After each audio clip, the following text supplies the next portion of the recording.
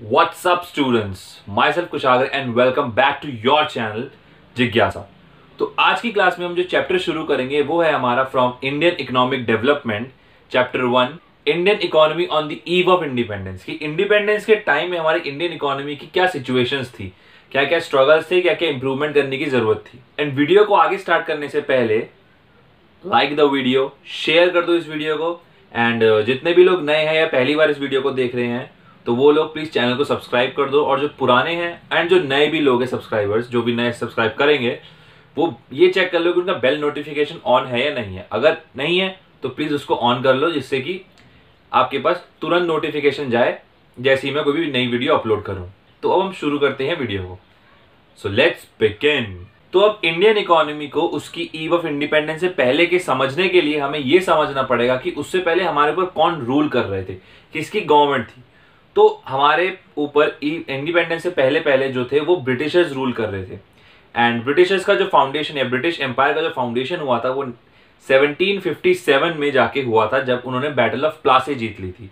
And जो British government थी हमारी, जो ब्रिटिशर्स थे, उनका मेन पर्पस क्या था इंडिया में आने का या इंडिया पे रूल करने का। उनका मेन जो पर्पस था इंडिया पे रूल करने का वो यही था कि उन्होंने इंडिया को एज अ फीडर इकोनॉमी रख रखा था, जहां से कि वो लोग रिसोर्सेज सप्लाईज ले सके और अपनी खुद की कंट्री की डेवलपमेंट कर सके। तो इसी रीजन के लिए ब्रिटिशर्स ने या ब्रिटिश गवर्नमेंट ने इंडिया को हर तरह से एक्सप्लॉइट किया, चाहे उनके नेचुरल रिसोर्सेज की बात करें, चाहे ह्यूमन रिसोर्स की बात करें। हर एक चीज, हर एक रिसोर्स को एक्सप्लॉइट किया गया हम इंडिया के, जिससे कि ब्रिटिश इकोनॉमी या ब्रिटिश या जो ब्रिटेन है उसकी डेवलपमेंट की जा सके। And finally after 200 years of struggle हम लोगों को 15 अगस्त 1947 में हमें अपनी आज़ादी मिली, हमें इंडिपेंडेंस हुई, हम एक इंडिपेंडेंट कंट्री बन गए। अब इंडिपेंडेंट कंट्री बनने के बाद भी, क्योंकि जब कंट्री इंडिपेंडेंट हो गई तो अब हमारे सामने जो प्रॉब्लम्स थे वो नए प्रॉब्लम्स हमें सामने दिखने लगे। वो एक्चुअली में प्रॉब्लम्स थे हमारे सामने, लेकिन क्योंकि ब्रिटिश गवर्नमेंट थी तो हमें दिख नहीं रहे थे उस टाइम पे। लेकिन जैसे ही ब्रिटिशर्स गए यहाँ से तो वो प्रॉब्लम्स हमें अब दिखना शुरू हो गए। अब कुछ लिस्ट ऑफ इंडस्ट्रीज में, लिस्ट ऑफ सेक्टर्स में जो प्रॉब्लम्स थी उनको हम इस चैप्टर में अच्छी तरह से डिटेल में स्टडी करते हैं। तो अब जो हमारा नेक्स्ट टॉपिक है कि जो इकोनॉमिक डेवलपमेंट हो रही थी हमारे ब्रिटिश रूल के टाइम पे या कॉलोनियल रूल के टाइम पे, वो कैसी हो रही थी। लेकिन उसको जानने से पहले हमें ये जानना चाहिए कि कॉलोनियल रूल आने से पहले इंडियन इकोनॉमी का क्या स्टेटस था या उसकी क्या परफॉर्मेंस थी वर्ल्ड वाइड पे। तो कॉलोनियल रूल से पहले कुछ बेसिक कैरेक्टरिस्टिक्स थे हमारे इंडियन इकोनॉमी के। सबसे पहला कैरेक्टरिस्टिक था मेरा कि एक प्रॉस्परस इकोनॉमी थी। हमारी जो इकोनॉमी थी वो बहुत ही ज़्यादा प्रॉस्परस थी, बहुत ज़्यादा समृद्ध थी। एंड हम लोग before the time of colonial rule हम पूरी वर्ल्ड की जीडीपी का 24 to 25% कंट्रीब्यूट करते थे। हमारा जीडीपी कॉन्ट्रीब्यूशन 24 to 25% था। सेकेंड जो कैरेक्टरिस्टिक है वो है हमारा कि इंडियन इकोनॉमी एक एग्रीरियन इकोनॉमी थी, जो कि सोलली डिपेंडेंट थी एग्रीकल्चर सेक्टर के ऊपर। बल्कि आज भी हम देखते हैं कि जो हमारी इंडियन इकोनॉमी है वो आज भी एग्रीकल्चर के ऊपर ही ज्यादा लोग इन्वॉल्व हैं। एंड एक स्टैटिस्टिक्स है कि at before the time of colonial rule या कॉलोनियल रूल के टाइम पे भी 2/3 ऑफ द जो पॉपुलेशन थी हमारी वो सारी एग्रीकल्चर सेक्टर में ही इन्वॉल्व थी। तो थर्ड जो हमारा कैरेक्टरिस्टिक है वो है कि वेल नॉलेज अबाउट हैंडीक्राफ्ट्स, की इंडियंस को बहुत ही अच्छी नॉलेज थी हैंडीक्राफ्ट को लेके। चाहे हम बात करें कॉटन में या फिर सिल्क में, जूट में, किसी प्रीशियस मेटल्स में या प्रीशियस स्टोन्स के अंदर, तो हम लोग हैंडीक्राफ्ट में बहुत ही ज़्यादा एक्सपीरियंस या बहुत ज़्यादा स्किल्ड थे। एंड जो इंडियन हैंडीक्राफ्ट था वो वर्ल्ड वाइड एक्सपोर्ट किया जाता था। बल्कि अगर हम हिस्ट्री में जाके भी देखें तो कुछ कुछ ऐसे इंसिडेंट्स हैं कि रोमन सेनेटर्स के पास भी, रोमन सेनेटर्स इस चीज़ पे बहस कर रहे हैं कि जो गोल्ड है रोम का वो ज्यादातर इंडिया की तरफ जा रहा है, जो वहां से स्पाइसेस आ रहे हैं या फिर वहां से जो सिल्क आ रहा है, तो ज्यादातर जो गोल्ड है वो इंडिया की तरफ ही जा रहा है, तो हमें उस गोल्ड को बचाना चाहिए। तो ये सब डिबेट्स भी हो रही थी।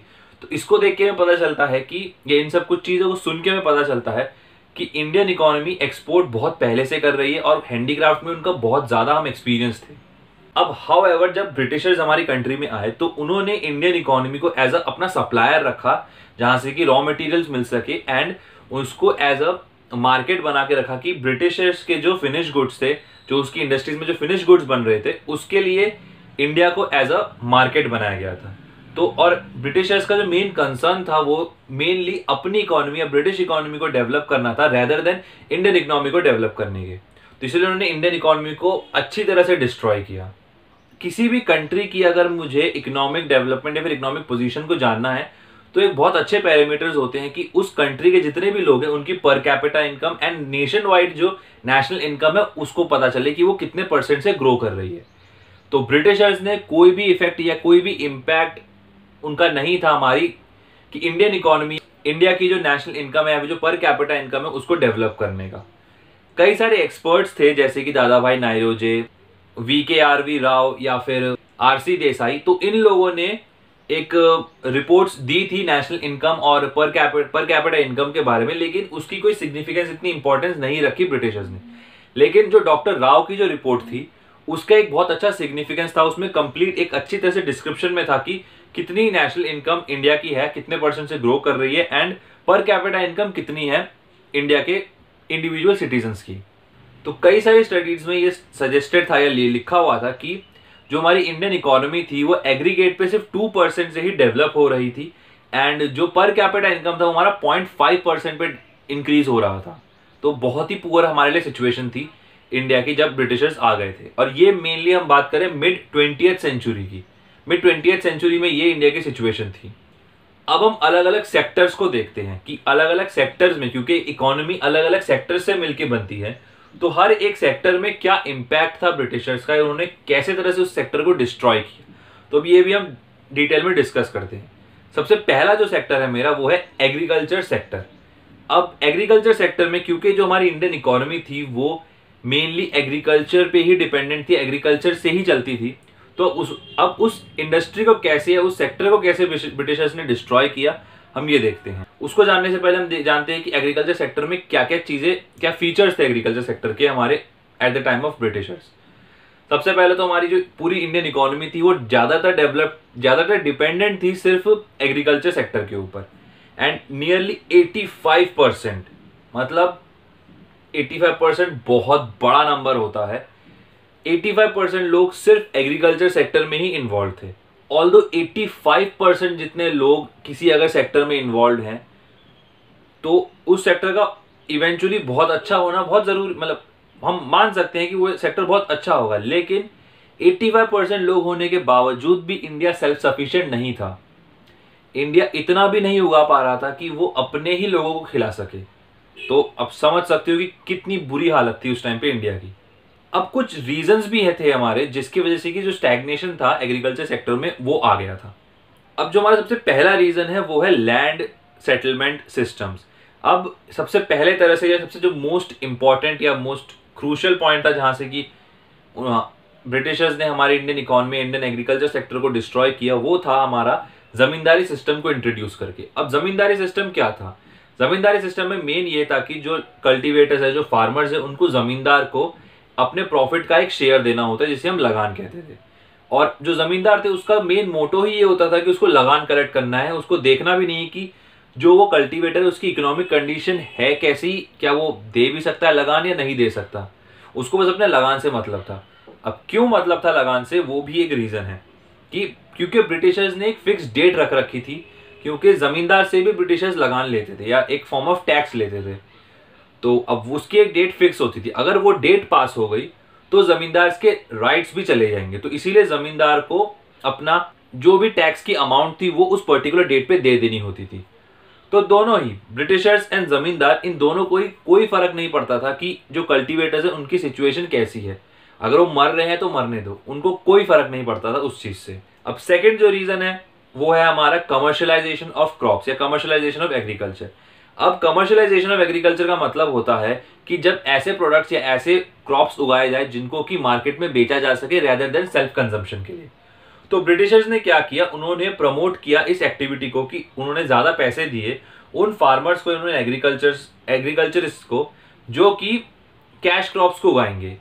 कैश क्रॉप जैसे कि हमारा कॉटन, जूट या फिर इंडिगो, जो भी ये सब क्रॉप्स उगाएंगे उनके लिए उनको ज्यादा पैसे मिलेंगे। लेकिन इससे भी कोई मेरे फार्मर्स की कोई भी प्रॉब्लम सॉल्व नहीं हुई, क्योंकि रीजन यही था कि जो भी प्रोडक्ट्स उग रहे, जो भी प्रोडक्ट्स हमारे प्रोड्यूस हो रहे थे, जो भी क्रॉप्स हमारी प्रोड्यूस हो रही थी, वो मेनली ब्रिटिश इंडस्ट्री के यूज के लिए ही थी, उसका यूज इंडियंस के लिए कुछ भी नहीं हो रहा था। तो 10 जो ब्रिटिशर्स ने उन्होंने प्रमोट किया फूड क्रॉप्स की जगह पे कैश क्रॉप्स को उगाना, जिससे कि उनका खुद का फायदा हो सके। अब थर्ड जो है हमारा वो है लोअर लेवल ऑफ प्रोडक्टिविटी। अब एग्रीकल्चर सेक्टर की लोअर लेवल ऑफ प्रोडक्टिविटी भी थी, क्योंकि उसमें ना ही इरिगेशन की फैसिलिटीज आ रही थी, ना ही कोई मॉडर्न टेक्नोलॉजीज आ रही थी, ना ही कोई बेटर क्वालिटी ऑफ फर्टिलाइजर्स तो यूज ही नहीं हो रहे थे उस टाइम पे, बिल्कुल ही कम हो रहे थे। तो इसकी वजह से प्रोडक्टिविटी भी कम हो रही थी। अब जो कल्टीवेटर्स थे, ना ही उनका कोई मीन्स था, ना ही उनकी इच्छा थी, ना ही उनके पास इतने पैसे थे कि वो अपने एग्रीकल्चर पे इन्वेस्ट कर सके। उसके बाद जो जमींदार था, जमींदार के भी कोई रूट्स नहीं थे, कोई ऐसी मंशा नहीं थी कि वो अपने पैसे इन्वेस्ट करे एग्रीकल्चर फार्मर्स को देखे। उसके बाद ब्रिटिश गवर्नमेंट भी बहुत ही कम पैसा खर्च करती थी, या फिर लगभग नेग्लिजिबल अमाउंट ही खर्च करती थी एग्रीकल्चर सेक्टर के डेवलपमेंट के लिए। और ना ही हमारे जो फार्मर्स थे उनको कोई भी सर्टेन एजुकेशन दी गई थी कि आपको क्रॉप्स ऐसे उगाने चाहिए, ये क्रॉप्स इस टाइम पे ज्यादा बेटर होते। कोई भी साइंटिफिक नॉलेज भी नहीं थी उन लोगों को। तो इसीलिए जो प्रोडक्टिविटी भी थी वो भी धीरे धीरे कम ही होती जा रही थी। एकदम लोअर लेवल पे हमारी प्रोडक्टिविटी चल रही थी एग्रीकल्चर सेक्टर की। अब फोर्थ है हमारा कि स्केर्सिटी इन इन्वेस्टमेंट। अब एग्रीकल्चर सेक्टर में इन्वेस्टमेंट ही कम हुआ, जिससे कि उन एग्रीकल्चर या फिर उन फार्मर्स के पास पैसा ही नहीं था कि वो फर्दर किसी बेटर क्वालिटी ऑफ टेक्नोलॉजी में अपना पैसा लगा सके और अपने प्रोडक्शन को बढ़ा सके। जैसे टेरेसिंग होता है, फ्लड कंट्रोल होता है, या फिर हमारा ड्रेनेज सिस्टम होता है। तो कुछ फार्मर्स तो थे जो कि फूड क्रॉप से कैश क्रॉप उगा रहे थे, लेकिन उनकी भी इकोनॉमिक कंडीशंस इतनी बेटर नहीं थी कि वो लोग इसको प्रॉपरली कर सके। और बाकी जितने भी लोग थे जो कि स्मॉल टेनेंट्स थे, स्मॉल फार्मर्स थे या शेयर क्रॉपर्स थे, उनके पास तो पैसा ही नहीं था कि वो लोग इन्वेस्ट कर सके। तो इन्वेस्टमेंट भी लगभग जीरो ही होती थी पूरे एग्रीकल्चर सेक्टर में।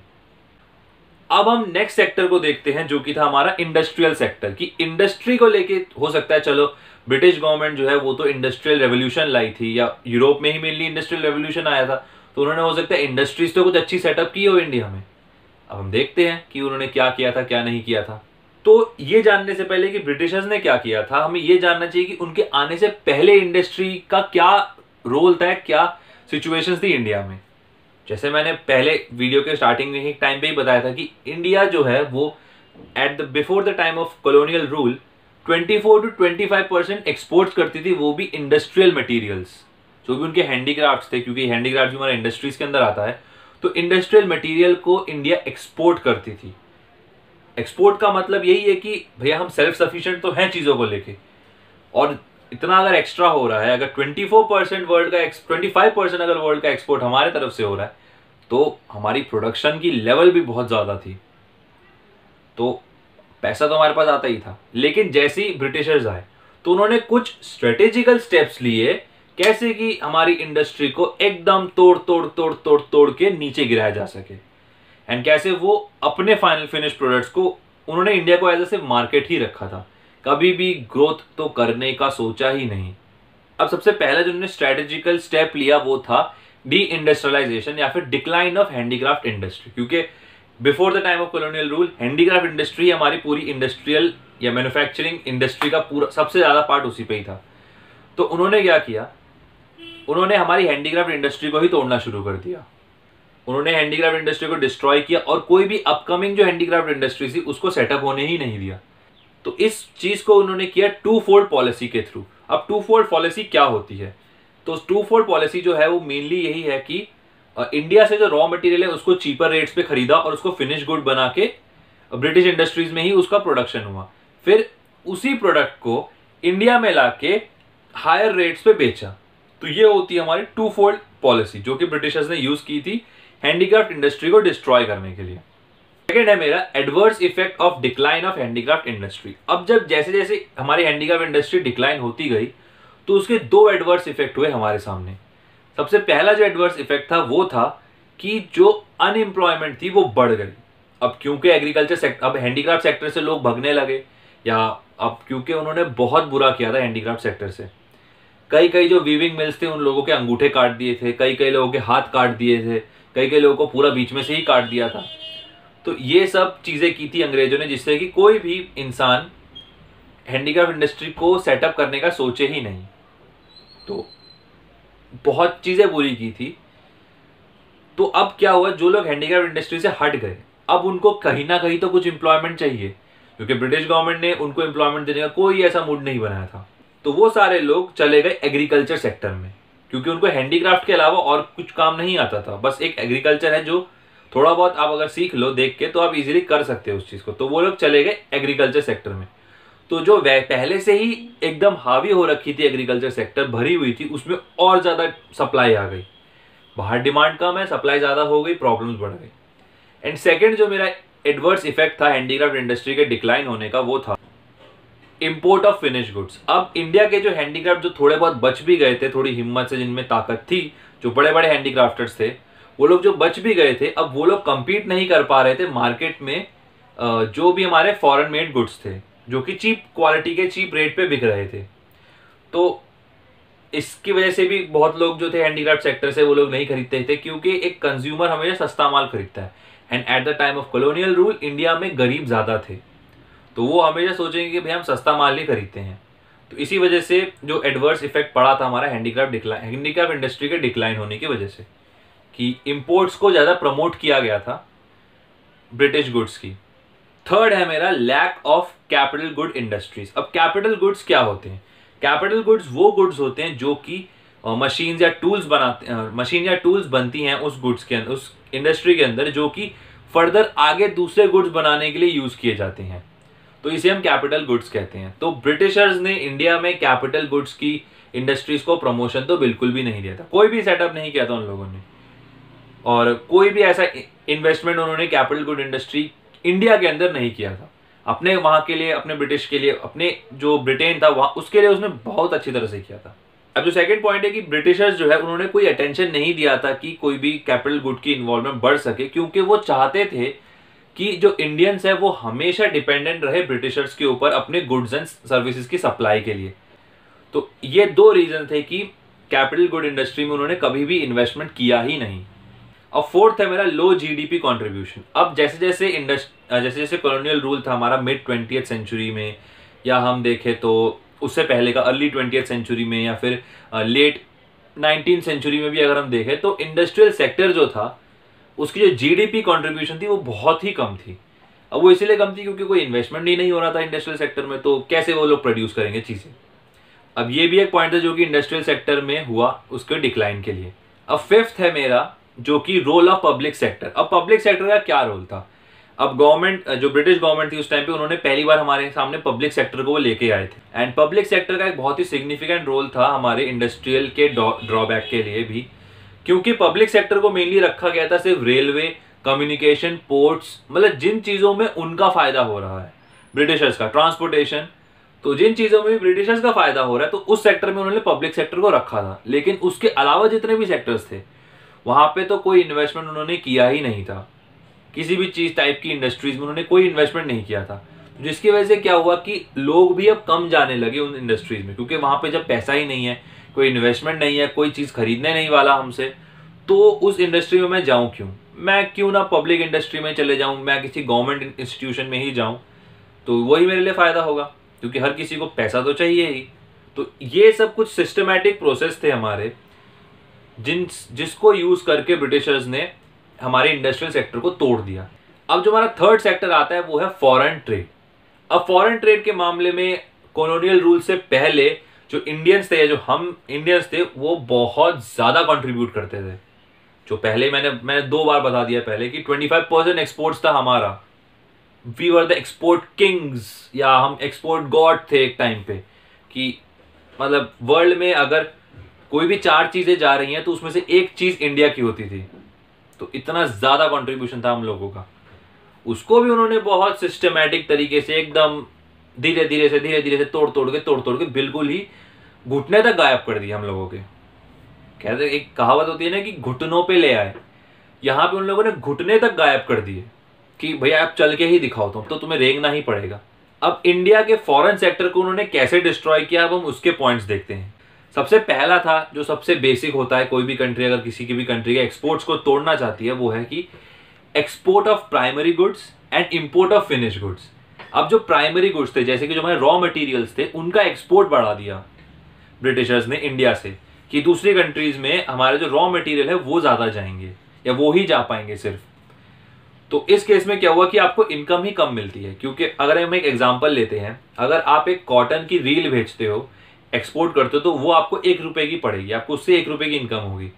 लेकिन अगर आप एक प्रॉपर कॉटन की टी शर्ट बेचते हो तो उससे आपको 100 रुपए की इनकम होगी। तो लगभग आपकी 100 गुना इनकम हो जाती है अगर आप फिनिश गुड को बेचते हो। चाहे मान लेते उसमें खर्चा आपका 50 रुपए का आया है शर्ट बनाने का, तो 50 रुपए आपके प्रॉफिट हैं।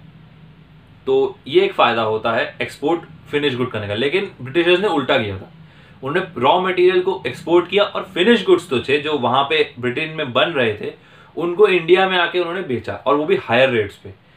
एंड क्योंकि मार्केट में और कोई प्रोडक्ट थे ही नहीं, तो हमें जबरदस्ती ब्रिटिश के प्रोडक्ट ही खरीदने पड़े। तो सबसे पहले तो उन्होंने इस तरह से हमको तोड़ा, हमारे फॉरेन सेक्टर को तोड़ा उन्होंने। अब सेकेंड है मेरा कि monopoly over the Indian export. अब जो ब्रिटिश गवर्नमेंट थी उसने एक मोनोपोली क्रिएट करके रखी हमारी इंडियन एक्सपोर्ट्स के ऊपर। तो ब्रिटिशर्स ने क्या कहा कि आप 50% जो है, जो 50% था हमारा, वो सारा ब्रिटेन जाता था, एंड बाकी का जो 50% था वो किसी दूसरी कंट्रीज में, जैसे चाइना हो गया, साइलॉन हो गया जो कि आज के टाइम पे हम उसको श्रीलंका बोलते हैं, बर्मा हो गया जिसको कि आज के टाइम पे हम म्यांमार बोलते हैं, और भी थाईलैंड, और ये सब जो छोटी मोटी हमारे आसपास की जो कंट्रीज थी वहां के लिए 50% था। मतलब हमारे पास कोई राइट ही नहीं था कि हम किसको बेचना चाहिए किसको नहीं बेचना चाहिए। एंड 1869 में जब सुएज कैनाल खुल गया, या उसको हमने उसको खोल दिया गया, तो वहां से तो और बेटर हो गया और इजी हो गया ब्रिटिशर्स के लिए पूरे अपने ट्रेड को कंटिन्यू करना। क्योंकि उससे पहले उनको all the way Cape of Good Hope Africa को पूरा क्रॉस करके जाना पड़ता था। अब स्विस कैनाल से क्या हुआ, वो लोग बीच में से ही जा सकते थे, मेडिटेरेनियन सी को क्रॉस करके फिर वो डायरेक्ट ब्रिटेन पहुंच जाते थे, जो कि उनके लिए इजी पड़ गया और ट्रेड और ज्यादा तेज हो गया, सिर्फ ब्रिटिश के लिए, ब्रिटेन के लिए, और किसी के लिए नहीं। थर्ड है मेरा drain of Indian wealth during British rule. अब जो जितनी भी वेल्थ हमारी होती थी, ऑल्दो ब्रिटिशर्स ने हमें रखा था मेनली प्राइमरी गुड्स को एक्सपोर्ट करने के लिए और फिनिश गुड्स को इंपोर्ट करने के लिए, तब भी हम लोगों के पास बहुत अच्छा खासा पैसा जमा हो जाता था, जो भी अच्छे खासे एक्सपोर्टर्स थे, जो स्ट्रॉन्ग एक्सपोर्टर्स थे। तो अब उन्होंने क्या किया, जितना भी पैसा इकट्ठा होता था ब्रिटेन, मतलब इंडिया के अंदर ब्रिटिश गवर्नमेंट जो पैसा इकट्ठा करती थी, उसको कुछ जगहों पे ही यूज किया जाता था। सबसे पहला जो जगह था कि जितनी भी कॉलोनीज है वहां पे जो भी ब्रिटिशर्स के लिए ऑफिसेज बनाए जाएंगे, गवर्नमेंट ऑफिसेज बनाए जाएंगे, या उनके लिए जो उनके बेनिफिट के लिए जो चीजें बनाई जाएंगी, जो कंस्ट्रक्शन होंगी, उसमें वो पैसा खर्च होता था। सेकेंड, जो भी ब्रिटेन वॉर करेगी किसी भी कंट्री पे, कोई भी एक्सपीडिशन करेगी अपना, तो उसका खर्चा भी पूरा का पूरा इंडिया से जाता था, वो कहीं बाहर से लेते नहीं थे, क्योंकि India was one of the richest countries जहां पे कि ब्रिटिशर्स आए थे रूल करने के लिए। एंड थर्ड जो था वो है मेरा कि उन्होंने इनविजिबल आइटम्स को इंपोर्ट करना ज्यादा शुरू कर दिया। तो यहाँ पे हमारा chapter 1 of Indian economic development, जो कि है Indian economy on the eve of independence, वो चैप्टर का पार्ट 1 खत्म होता है। एंड इस पार्ट में हमने जो टॉपिक्स पढ़े थे वो था हमारा, सबसे पहले हमने इंट्रोडक्शन देखा कि ब्रिटिशर्स इंडिया में कब आए, उन्होंने क्या क्या मेन पर्पस था उनका इंडिया में आने का। फिर हमने देखा कि इंडियन इकोनॉमी का उनके आने से पहले का क्या सिनेरियो था, क्या सिचुएशंस थी इंडियन इकोनॉमी की, फिर वो जब आए तो क्या सिचुएशंस चेंज हुई, हमारा पर कैपिटा इनकम है, नेशनल इनकम की क्या सिचुएशन थी ब्रिटिशर्स के आने के टाइम पे या आने के बाद। उसके बाद हमने पढ़ा कि एग्रीकल्चर सेक्टर को उन्होंने कैसे तोड़ा, कैसे बिल्कुल घुटनों पे ले आए, कैसे इंडस्ट्रियल सेक्टर को उन्होंने डिस्ट्रॉय किया, कैसे उन्होंने फॉरेन सेक्टर को, जो हमारे इंडिया का स्ट्रॉन्ग पॉइंट था या एक तरह से स्ट्रॉन्गेस्ट पॉइंट था हमारे इंडियंस का, उसको कैसे उन्होंने डिस्ट्रॉय किया। तो हमने ये सारे टॉपिक्स पढ़े। तो अब इन टॉपिक्स से रिलेटेड जो भी आपके मन में डाउट है, कुछ भी सजेशन है कि इस टॉपिक को और बेटर तरह से, अगर मैं, हो सकता है मैंने इस टॉपिक को उतना बेटर तरह से नहीं समझा पाया, तो नीचे कमेंट सेक्शन है, कमेंट सेक्शन में लिख के बताओ कि ये टॉपिक उतनी मजेदार तरह से समझ नहीं आया, एंड मैं कोशिश करूंगा कि इस टॉपिक को और बेटर तरह से समझा सकूं। या फिर और भी कोई अगर टॉपिक हो या किसी और चैप्टर के बारे में आपको जानना है तो उसके लिए भी कमेंट सेक्शन में लिख दो कि हमें ये चैप्टर पढ़ना है, या वीडियोस में ये चीज होनी चाहिए, ये चीज नहीं होनी चाहिए। तो अपने सजेशंस लिख के दो मेनली कि आपको वीडियोस कैसी चाहिए। एंड वीडियो को खत्म करने से पहले, stay safe, stay healthy, stay home, stay learning, and always remember guys, you can all achieve anything you want if you put your time and effort to that thing only. Thanks for watching guys. Goodbye.